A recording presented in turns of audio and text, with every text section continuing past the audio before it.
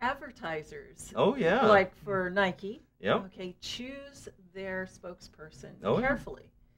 Okay, whether it's Nike or TaylorMade Golf Hmm. or Hanes underwear. Yeah, we don't want to pick on Nike, but yeah, Yeah, I mean, and they choose their spokesperson Oh, yeah. or the person who they are associating themselves with Mhm. very carefully, and they are paid handsomely. Mhm.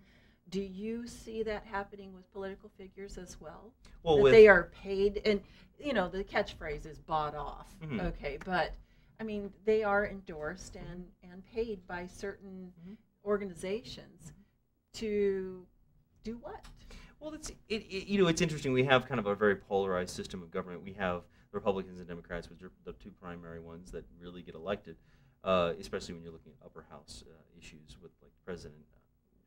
We're seeing a lot of times when these candidates when they're in their natural kind of habitat, as it were, when they're in other, like for instance Romney, being the governor, or when they're congressmen or when they're senators or any of these other things, you see them in their natural habitat where they're not being put in the spotlight, or at least not the big spotlight.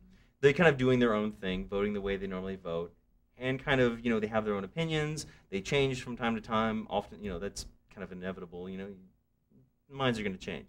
But when it comes down to it, when they're really looking at the money that's going to be coming from, say, the Democratic Party or the Republican Party, it's very interesting how those same people will then fall almost directly in line with their respective, political parties, and it has to do with the money.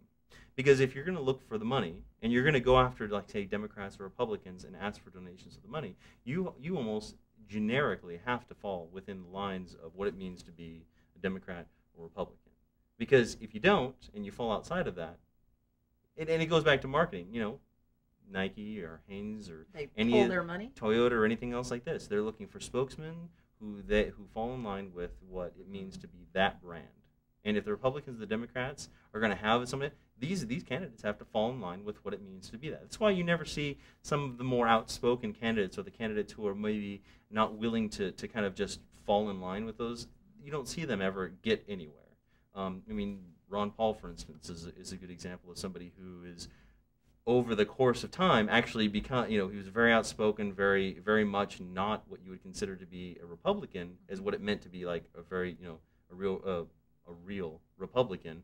And then he's become slower and slower and slower as, as the time has gone on, and the different presidential candidacies that he's running become more and more in line with what it means to be a mainstream Republican. We see that all the time on the Democrat side or the Republican side. We're seeing that now, and now he's standing a better chance of getting into office. But again, does that make it right? Are we really seeing what it means with these candidates, who these candidates really are, or are we seeing what the money has forced them to be, and we've seen like that?